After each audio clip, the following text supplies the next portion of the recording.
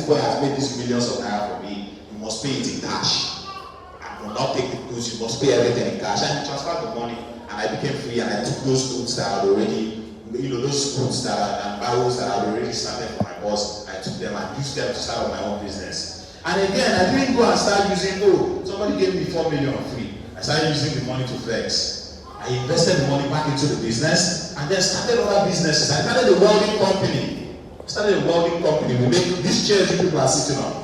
Chairs, doors like this. Doors, window protectors, and what I mean, station lamps. I started doing the business, even though I didn't learn it. But I was smart enough to go and meet people that know, if I get the contract, I'll get the welder, and then they will do it, and then I will learn how to paint it. Then somebody will fill it, I'll paint it. That was it. At the end of the day, I'm making 2,000 naira profit on the project, or 3,000. But if you times it by 20 dollars, you times it by 30 dollars. That was how I started. I was able to employ my brother who became an engineer, a graduate. There was no job. I brought him into the business. My younger brother too, I brought him out of servitude. I brought him into the business. We were doing welding work for many years in one interior, like one like place. Now, they never developed one interior place in Onitsha, in Oba, different city, Obi Kubana's town, in Oba. That's where we were doing the welding. But then, funny enough, in that village, inside that place, that bush that I went to go and do that welding, is where I got the inspiration to start a business that has changed not just my life, but the life of many, many young people attached to me. It was there that I realized that it was in that bush that the pandemic now struck. There was no way to continue doing my welding. So I'm just summarizing my story. We are getting to 2022 now. Now I'm in 2018, 2019, but we are getting to 2022. So it was in that bush that the pandemic struck. There was no way to be able to buy, do my welding, buy materials. No markets were locked. Then I asked myself, what is it that I can do from the comfort of my room? And then remember, bear this in mind, I haven't gone to the university. I still will go. Even up to now, I still haven't gone to the university. But again, you don't look down on yourself. You know that even though you still don't have the certificate, that you have what it takes to create something that people who have certificate cannot even create. So again, I might not have the certificate to prove it right now, which I will still get it. Please, education is important. Go and get it. I will apply most likely by next year. I'm going back to school. Okay?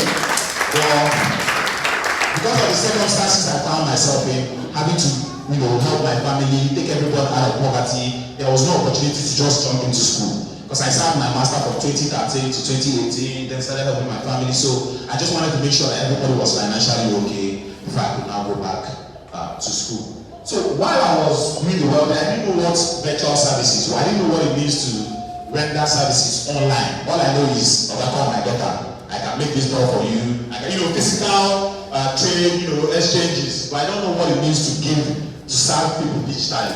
And the world we are in, you need to have digital presence. It's really important that you establish yourself online because the world is going digital. So during the pandemic, I asked myself, what can I do? Or Saka.com. What can I do from the comfort of my home to give value to the world and get value in return? Now I realized, I think women laugh on WhatsApp, bro. When I send them voice notes, five girls, they'll be like, Chukwuma, your voice is so nice. You should use this as an OAP or something. People just love hearing from me because I'm funny. I think I'm funny. And I now said, you know what? Ladies and gentlemen, the CEO of Yoruchi TV is here. Please put your hands together for the lady Yoruchi. My man right here is very instrumental to my story. So the lady Yoruchi started a group in 2020 during the pandemic too. Again, what can you do from the comfort of your home to give value to the world? So he decided, what can I do to give value? How can I just turn this pandemic around? He said, people are lonely. Let me create a place where young people can gather and have fun and exchange ideas and connect with each other. And he started Yoruchi TV. I got into the vision.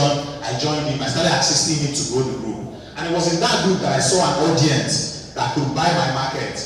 And then when I got the idea for that company, that calling service, that thing I could use my voice to do, I launched it on that community. Some of you here are part of Yoruchi TV. It was there that I launched it, and it grew, it blew up, and people loved. Don't worry, they like what I'm doing. Everybody enjoy my story. Don't give me this 5 minutes. Before this people will fight you. You know what I mean? Yeah. People have forgotten already. Zero. I scored this one here, zero. You know what I mean? You know what I mean?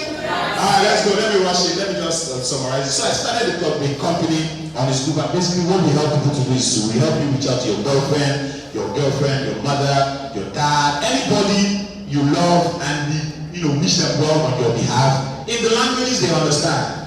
Like now, I'm an Igbo man. There are people. There is a Soka Igbo, there is a Boni, there is Enuan, there is Delta Igbo, there is Ngba. There are many types of Igbo dialects. Just like Yoruba, there is a Gun, there is a Laje, there is a Ijesha, there is Awori, there is Okun, there is a Ba, there is a Jebu. Different dialects. And that's what we do in our company. We help you reach out to your loved ones and speak the language and the dialect they understand to them and make them laugh. And that's how I started during the pandemic, and people started buying into it. And I started seeing the impact. People were crying when they received calls. They'll be crying because many of you, maybe you have not received the happy vibe call before. Imagine someone you love taking out time to write a lot of stuff. Chamaka, you are the sugar in my tea. You are the cocoa in my cupboard. You are the this and that. And they said to us, and we fine-tune it and call you and deliver it and play your favorite song. It makes people extremely happy.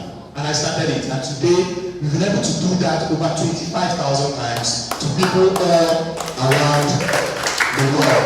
Remember, this young man that is doing this, I've been able to employ dozens of people. Every month, there are dozens of people that eat as a result of this company. There are young people that are going to school, even though I haven't gone. But Happy Vibe is training people in school because I thought to myself, what can I do to give value to the world and get value in return? So how do you raise yourself above your background? See, I don't care where you are born.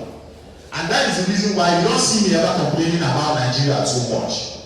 Yes, we are born here. Yes, this place is very hard to survive. But if we can have that thing I said again, if you can have that belief in yourself, that you are a conqueror no matter what, you are more than a conqueror, that you can use what you have, even if it's your phone, just like me. What I've used to change my life is a phone.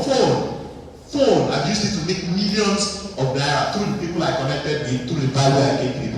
If you believe in yourself that you can change the world, you can raise your background, and you can give value to people. You will raise yourself from whatever life has given you, from even if your parents gave that to you in the trenches. Through your belief in yourself and through your hard work, you can be able to raise yourself and give value to the world. So in summary, I don't know if anybody's putting down anything, but let me just, I summarized it in a few words here. First of all, you must know and believe. You must believe. Number one, you must believe. Remember, even though I was a houseboy, I said I am Jem the Conqueror. I am going to conquer. And if I start going into details of the kind of battles, when the white man came, it wasn't easy. I didn't wake up and leave. My life was threatened because I was challenging an establishment. They are like, how dare you, a houseboy, change it for us, tell us, you live on your own terms. It's not possible. You have to leave the market. We will kill you. Directly to my face, we will kill you. But I was able to maneuver and believe that I was going to conquer, and I conquered them, strategically and physically and financially. Then number two, you must have a sense of ownership in whatever you do. Whatever it is you do, put your heart to it. When I was in the market serving my organ, I put my heart to it. I changed this business. It was a rough Igbo shop. I put it on radio. I created a website for him. I brought celebrities to the shop. Even though I was serving another man and making him millions, I took it as my own. And while I was doing it for him, I was already training myself for other things that I would do. I don't know if any of you know about a link up that happened recently in Lekki, about a link up. I hosted about a link up, and I learned some of those things that I used to connect to people to make about a link up happen while I was a houseboy. So whatever it is you are doing, whether it's being called to come to an event like this, to sweep, to help people like Ella, to do whatever it is you are doing, do it with all your heart. You are learning skills that nobody can teach you, and in the next few years they will become relevant to you. Number three, go after knowledge. Learn, unlearn, adapt to be learned. Be intentional about learning and growing. Please learn. What you know is what will carry you. What will carry you back. If you do not learn, if you don't fill your mind with knowledge, when you come in contact, imagine I had come in contact with that white man that wanted to invest in me as a person, and I had nothing upstairs, and all I knew was vibes on vibes. But because I was politically astute, if he talks about politics, if he talks about religion, if he talks about education, anywhere he entered, me, I would be matching. I didn't even know he was a professor, but I'll be giving him back to back until he was like, who are you? Who are you? Who are you? You know? So, number 4, develop a positive mindset.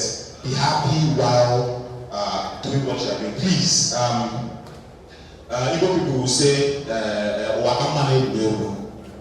if you want to excel at what you are doing, like me, when I came to Lagos, 2 years ago. I was sporting with my guy Chukwuma at Ikorodu, and I was happy looking for a place. When I found one small room in Yaba, 500k, I paid at back then.